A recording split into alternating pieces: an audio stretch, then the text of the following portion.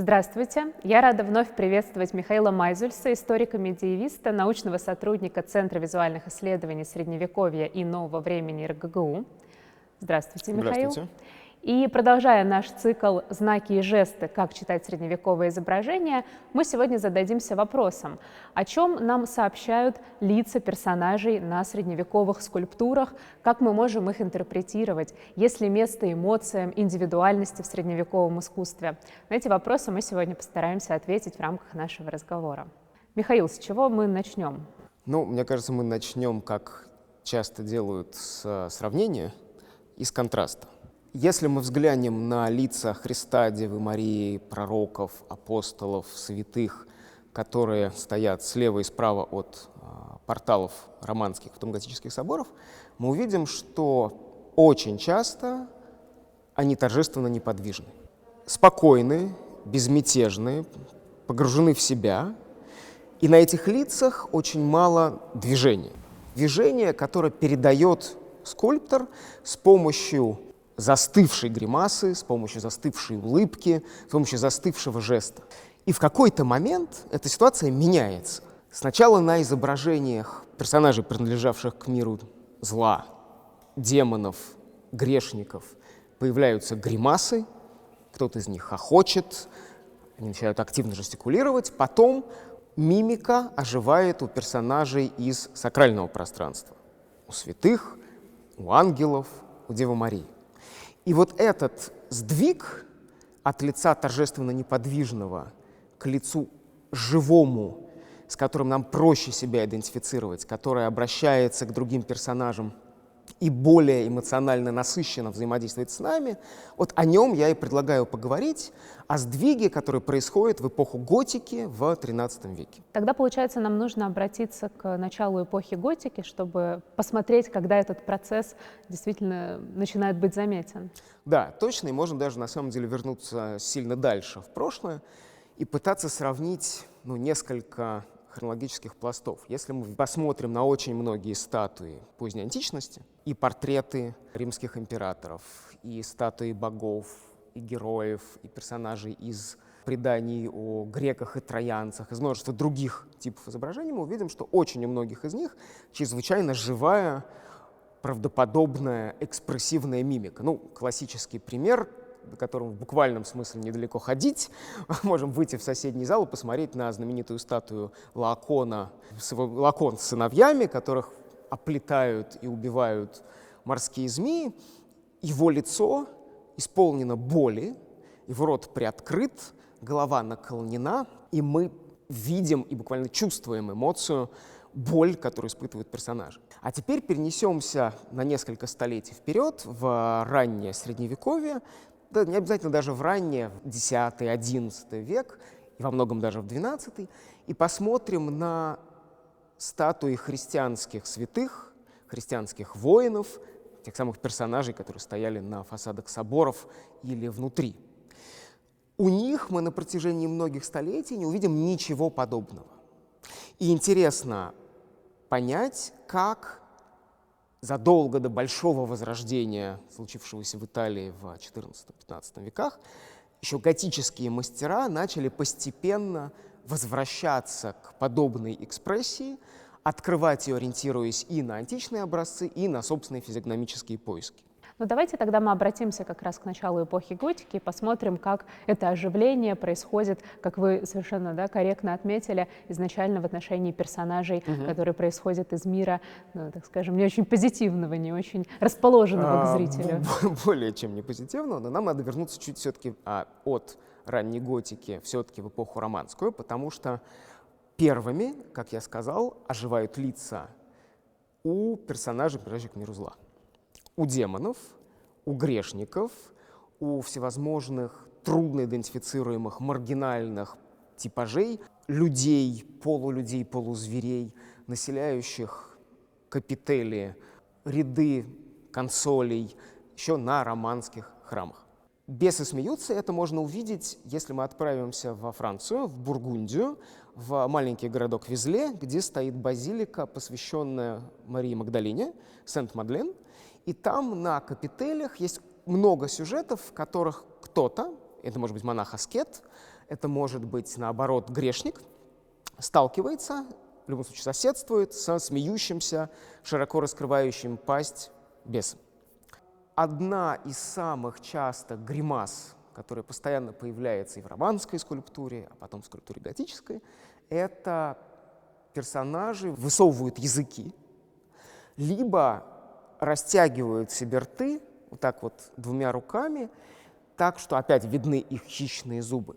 Этот жест, его семантика на самом деле нам полностью не ясна, но он одновременно явно агрессивен и насмешлив. В качестве примера можно посмотреть на несколько миниатюр из одной рукописи. Винчестерская псалтырь, или у нее есть другое название, псалтырь Генриха Блуасского, созданная в Англии во второй половине XII века, и в ней есть несколько совершенно удивительных по экспрессии примеров демонов, которые разевают пасть и высовывают язык, например, в сцене искушения Христа в пустыне, и, что особенно важно, грешников. Сцены страстей, римские войны, стражники иудейских первосвященников арестовывают Христа, издеваются над ним, и при этом их лица звероподобны, хищны, у них видны зубы, это даже скорее не зубы, а острые клыки зверей. Вокруг ртов, которые вот так широко распахнуты, мастер тщательно прорисовал мимические складки, которые тоже постоянно видны у звероподобных же демонов и в этой псалтыре, и в скульптуре XII столетия. Они скалятся, и любопытно, что эта мимика, эти широко распахнутые рты, возможно, тоже предалекое наследие античности.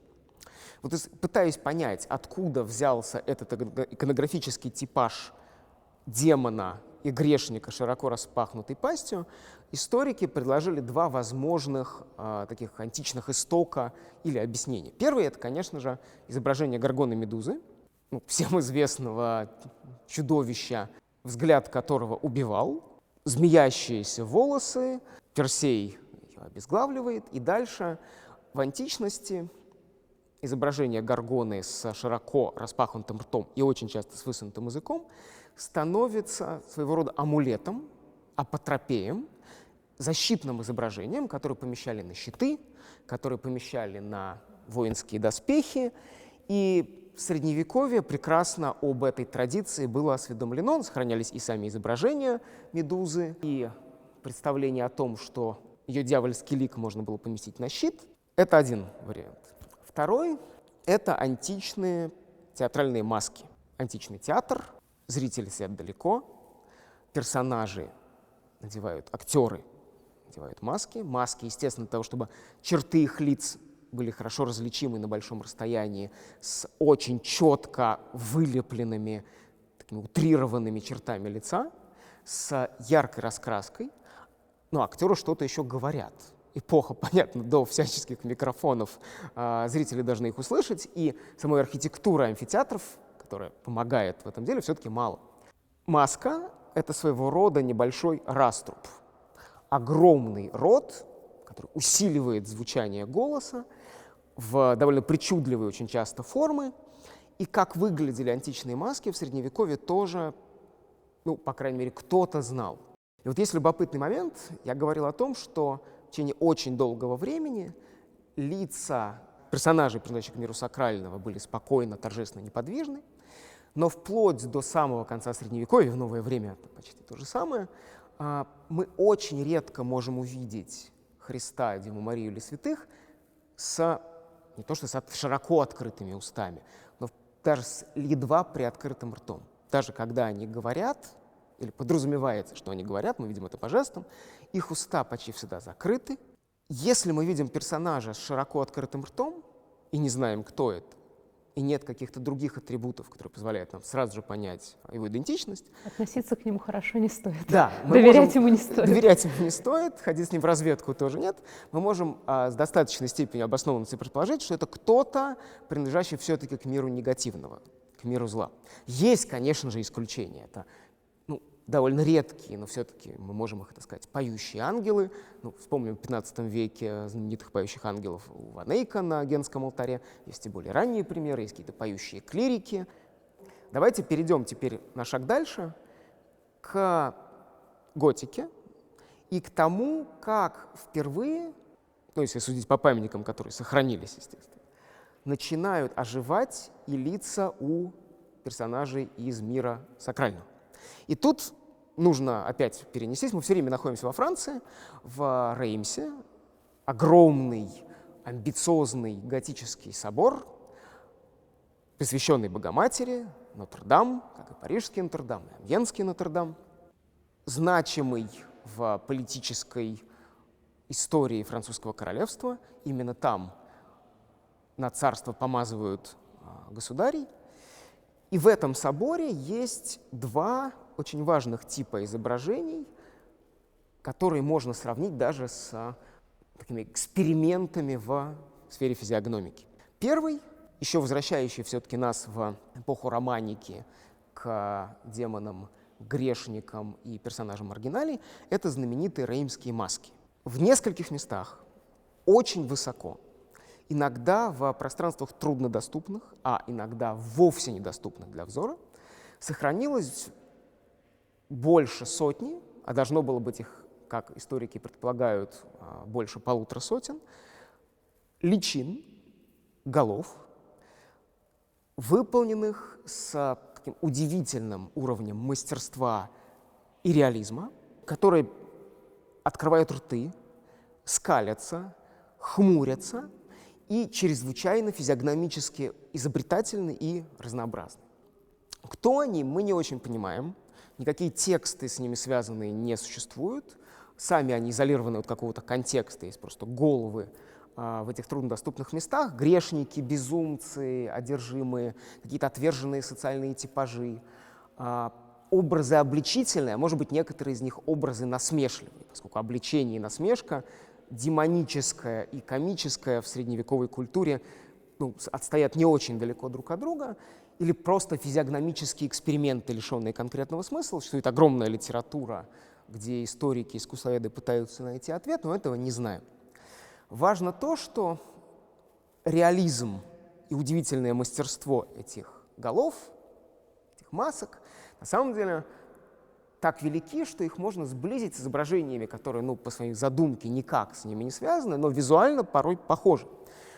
Если отправиться из века XIII в век XVIII в Вену, а потом другие германские города, мы можем вспомнить о замечательном, странном скульпторе Франце Ксавере Мессершмитте, который начинает в 1770-х годах создавать серию очень странных для его времени и поражающих нас до сих пор голов в не просто необычных, а порой фантастически сложных, болезненных гримасах. Это серия, известная как характерные головы, может быть, головы с характером.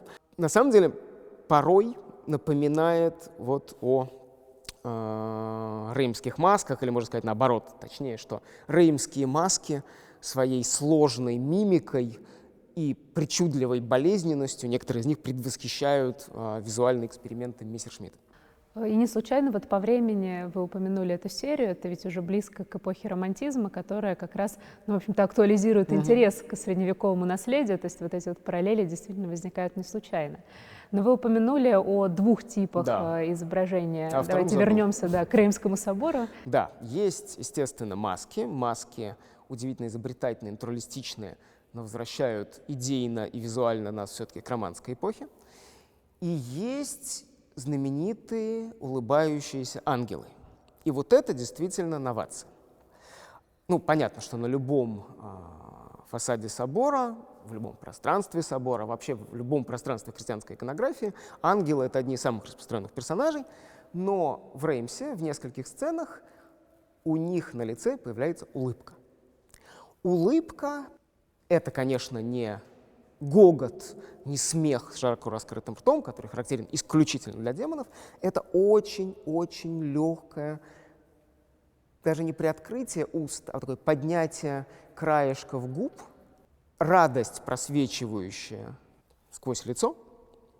Впервые улыбка появляется на лице сакрального персонажа раньше. Далеко от Реймса, в Испании, в соборе Сантьяго де Компостела, одном из важнейших религиозных центров всего католического Запада, на лице пророка Даниила.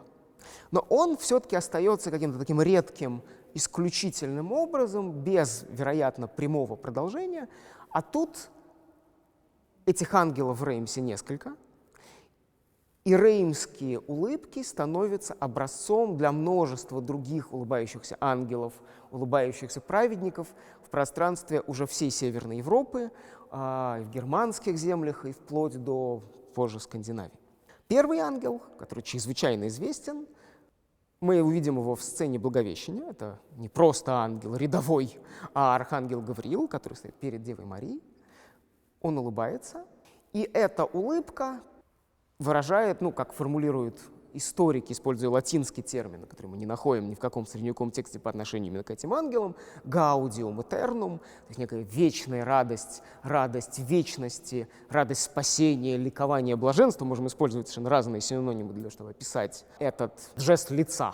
Упоминание о радостных, улыбающихся лицах ангелов, славящих Творца, пребывающих на небесах, мы порой встречаем в средневековых текстах, например, в божественной комедии у Данте. Есть второй, может быть, не менее знаменитый улыбающийся ангел, а, в общем-то, наверное, более знаменитый. И вот у этого второго улыбающегося ангела была довольно трудная судьба, как, в общем, и у всего Реймского собора.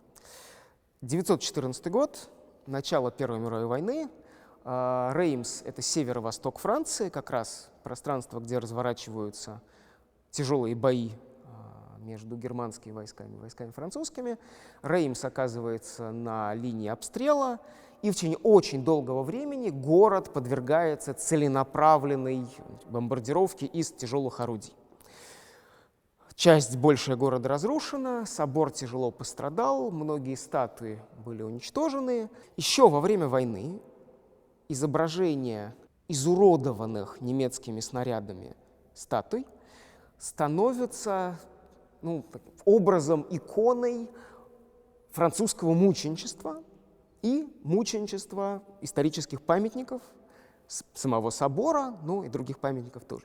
Начинают печатать открытки, на которых изуродованное лицо реймского ангела воспроизводится вместе часто с фотографией, сделанных до войны, где он еще прекрасен и юн. Его воспроизводят на тысячах открыток, в журналах, в книгах, и это изображение одно из немногих средневековых лиц, которое становится известно очень и очень многим, не только специалистам по истории средневековой иконографии или интересующимся средневековым искусством, и, что важнее, не только в контексте самой истории средневековой образности.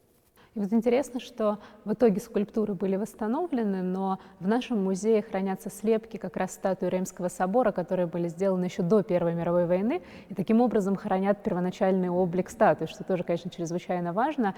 Нельзя не отметить это, говоря о какой-то истории коллекции тоже. И довольно часто бывает, что образ, который становится настолько известен, что кто-то его копирует, оригинал гибнет. Потом выступает средством что копия становится оригинала. в каком-то смысле оригиналом, потому что оригинал больше либо очень поврежден, либо не существует. Да, это, тут, к счастью, это не тот случай, все-таки ангел сохранился и был отреставрирован, но бывают случаи, когда, оригинал исчезает безвозвратно. Любопытно, что вторая четверть XIII века, середина XIII века, когда у нас появляются улыбающиеся ангелы сначала во французском королевстве, а потом и в пространстве германских земель, на территории Священной Римской империи, это время, когда среди ученых, а для того времени ученые — это прежде всего и почти исключительно клирики, пробуждается живой интерес к физиогномике. Это наука или комплекс знаний о связи между обликом человека, строением его лица, его мимикой, жизнью черт и скрытой жизнью души, или, как могли бы сказать сегодня, движениями психики, где об этом можно было узнать.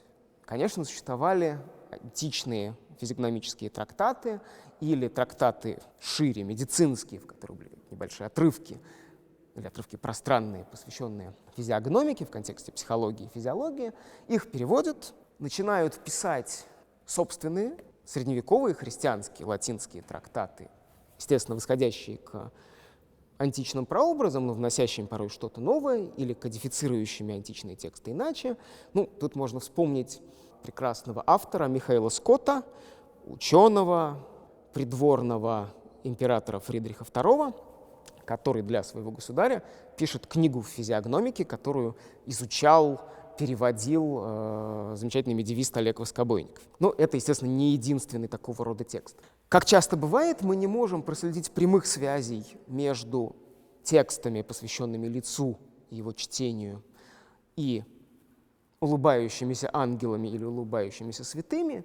Мы не можем сказать, как клирики, знакомые с этими текстами, предписывали, руководили, вообще работали со скульпторами и художниками. Эта цепочка всегда гипотетическая, но поскольку рождение улыбки и вообще в целом оживление лиц персонажей в эпоху зрелой готики и огромный интерес к физиогномике совпадают по времени и во многом в пространстве и культурной среде, мы можем предположить, что эти два феномена совпадают вовсе не случайно, а были связаны. Получается, что параллелизм от этих описанных двух вами тенденций действительно наталкивает на определенные размышления, что какая-то взаимосвязь между этими явлениями есть. Но давайте поговорим о других эмоциональных возможностях готической скульптуры. Какие еще выражения лиц, какие такие для нас подсказки и возможности интерпретаций мы можем встретить, и какие, допустим, памятники привести в пример? Ну, в готической скульптуре есть, конечно, не только улыбка, а улыбаются не только ангелы. Для того, чтобы в этом убедиться, нужно перенестись из французского королевства в германские земли, например, в город Магдебург, где тоже есть свой собор. У собора есть северный портал. На этом северном портале стоят статуи 10 дев. 5 из них мудрые, 5 неразумные.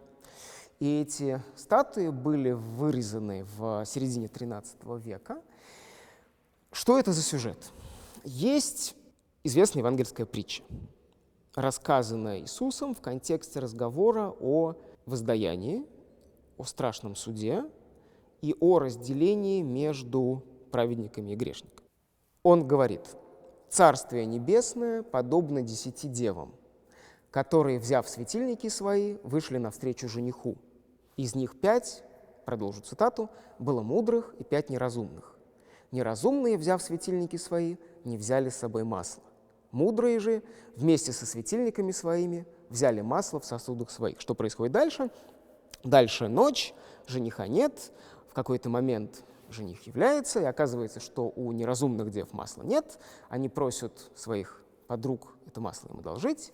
Те говорят им, что нет. Мудрые отвечали: чтобы не случилось недостатка и у нас, и у вас, пойдите лучше к продающим и купите себе. И, наконец, девы неразумные уходят, потом возвращаются, и их не пускают на брачный пир. Жених им отвечает. Он же сказал им в ответ: «Истинно говорю вам, не знаю вас, и так бодрствуете, потому что не знаете ни дня, ни часа, в который придет Сын Человеческий». Евангелие от Матфея, глава 25. В средневековых толкованиях этого текста, естественно, преобладает интерпретация, что девы разумные или мудрые — это избранные, те, кто на страшном суде встанут по правую руку от Христа Судьи и будут допущены, приглашены в Царствие Небесное, а неразумные девы — это проклятые, которые будут отвергнуты, кажется, по левую руку от Христа. Как этих дев изображали? На протяжении многих столетий, а они еще появляются в поздней античности, раннее Средневековье, их визуальные образы, мы можем отличить 5 добрых дев разумных от 5 неразумных исключительно благодаря их атрибутам. У дев разумных лампы подняты кверху, потому что в них налито масло или они горят.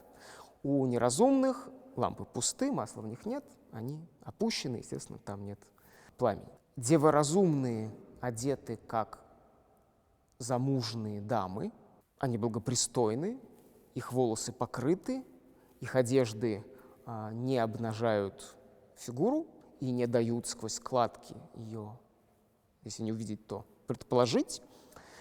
Они торжественные. Девы неразумные, их волосы не вскрыты, они могут быть чувственны, одеты разодеты скорее на какой-то модный аристократический, а потому не благочестивый лад. В Магдебурге в середине XIII века скульпторы в духе реймской французской скульптуры, открывающей новые возможности физиогномики, решают этот сюжет принципиально иначе. Они отказываются от противопоставления дев разумных и неразумных через атрибуты. Одежду, лампы, поднятые или опущенные. И те девы, и эти девы очень друг на друга похожи. Их лица практически идентичны. Одежды тоже. Что их отличает? Это движение рук, жесты и мимика. Девы разумные радостно улыбаются, похожи на реймских ангелов, но если черты лиц реймских ангелов такие заостренные, тонкие, изящно-куртуазные, то здесь лица более выразительные, менее тонкие и порой более странные, с более глубокими морщинами и с более четко прописанным движением. Неразумные девы скорбят, они оплакивают свою участь, что они не будут спасены, что они не войдут в Царствие Небесное, что они окажутся среди отвергнутых. Их лица искажены, брови сдвинуты, по лбу идут такие глубокие у некоторых морщины, кончики рта не подняты, как у дев улыбающихся и радостных, а опущены. Они прижимают к щекам, к лицу руки, это известный жест скорби, они плачут невидимыми слезами. Противопоставление между разумными и неразумными полностью реализовано за счет того, как тело демонстрирует жизнь души и эмоцию. За счет внедрения такого эмоционального измерения в эти Да, образы. да. Мне кажется, интересно отметить, что они при этом достаточно разнообразны. Да, есть такие типовые жесты, которые символизируют либо страдание, скорбь, печаль, либо наоборот, да, там радость, удовлетворение, но при этом достаточно они вариативны, что Конечно, потому что вариативность — это одна из ценностей средневекового искусства в целом и готическую скульптуру в частности. Естественно, Магдебургский эксперимент, а это именно эксперимент, это колоссальная по смелости новация скульпторов, безымянных, как часто бывало, создававших эти изображения, не оказывается последним. Кое-где, например, в Страсбурге, в еще одном огромном готическом соборе, улыбка приобретает уже иное значение. И вот это очень интересно. Вот здесь вот в зале стоят две статуи, не из Страсбурга, они хранятся в музее Базеля, но которые очень близки иконографии страсбургских статуй, поэтому можно будет поговорить о них. 5 дев. Но появляется в Страсбурге еще один персонаж, который не фигурирует в евангельской притче. Это прекрасный юноша, царственный, одетый по аристократической моде того времени. Статуи созданы позже, чем бамберские, где-то около 1280 года или ближе к самому концу XIII века. На его голове корона. В руке, что должно сразу же вызвать у нас настороженность, яблоко. И он обращается к первой из неразумных дев.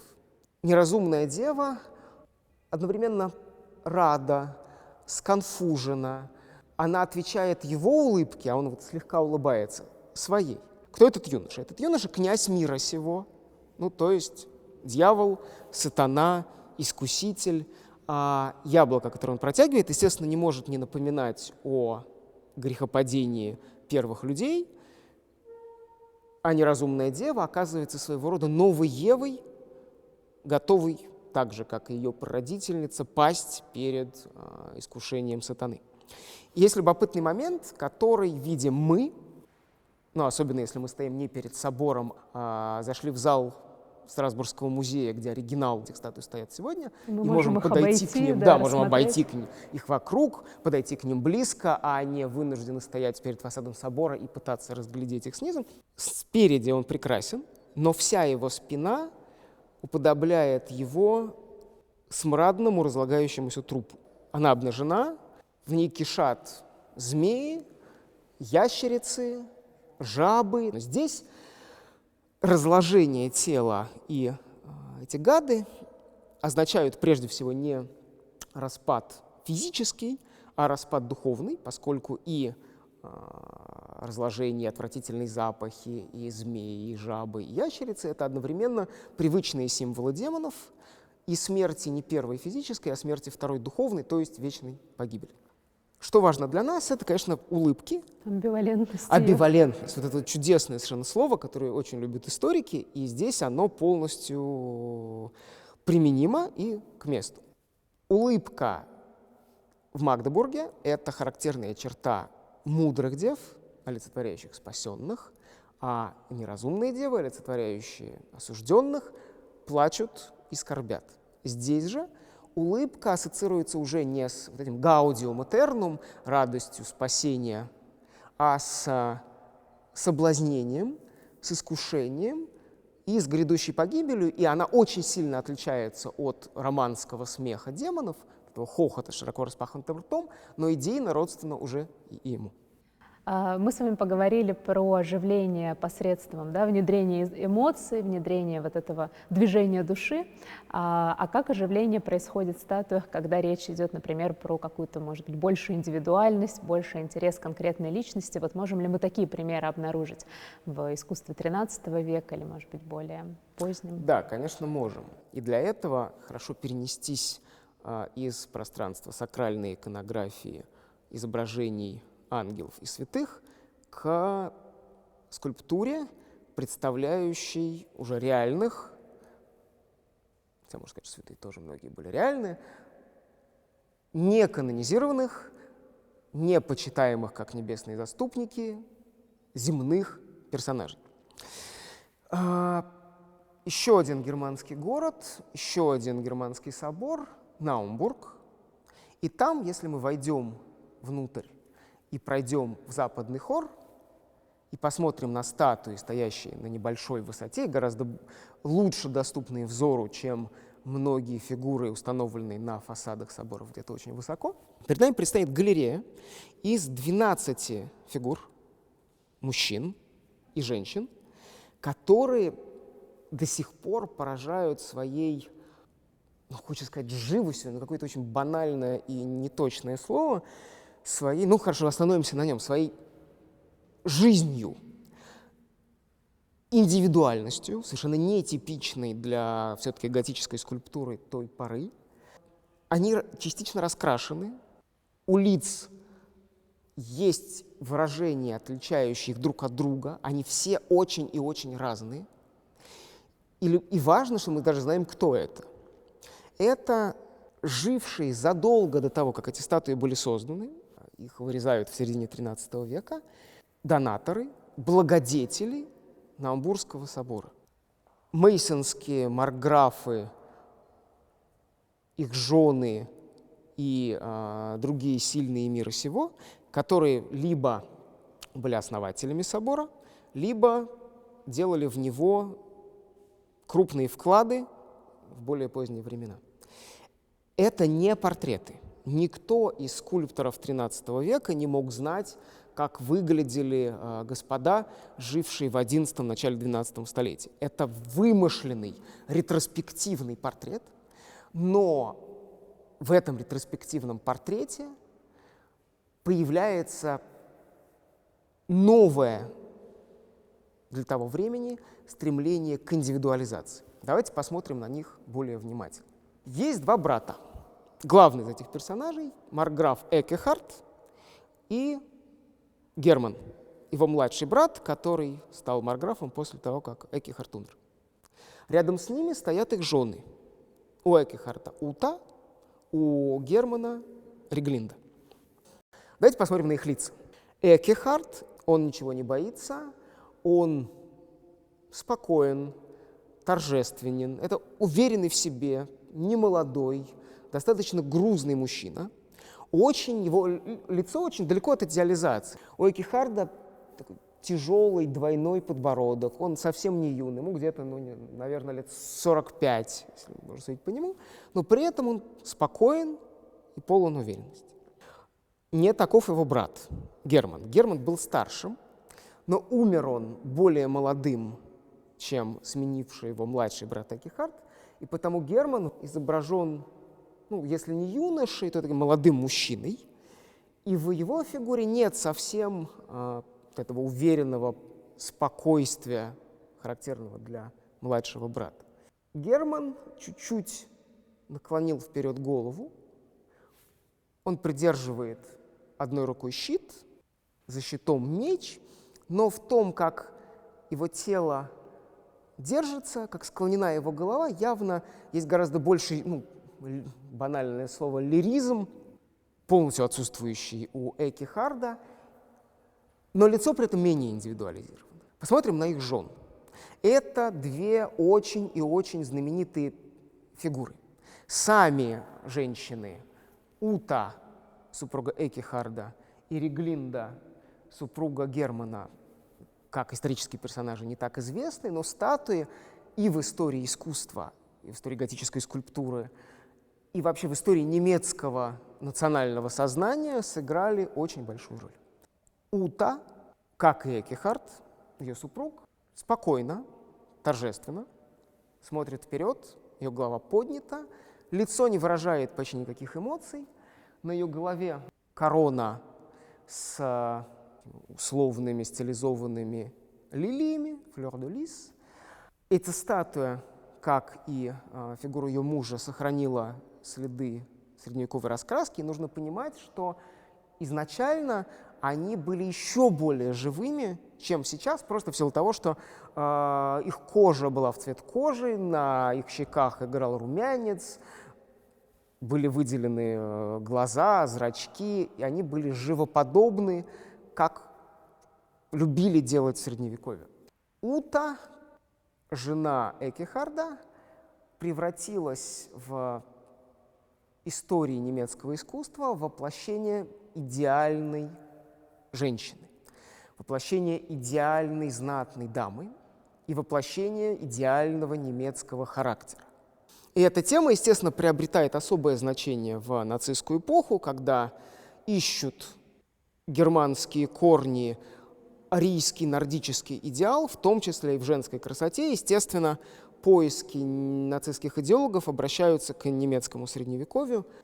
Как улыбающийся ангел из Реймса использовался французской пропагандой во время войны как знак немецкого варварства, так фотографии прекрасной Уты используются нацистами как воплощение идеальной немецкой женщины. И важно, что эта статуя появляется на знаменитой выставке дегенеративного искусства, которая была открыта для немецкими властями для того, чтобы показать упадок искусства, модернистской культуры. А Ута там, естественно, присутствует как антоним, как противоположность этому упадку, идеал человека, идеал женщины, идеал эстетического германского совершенства.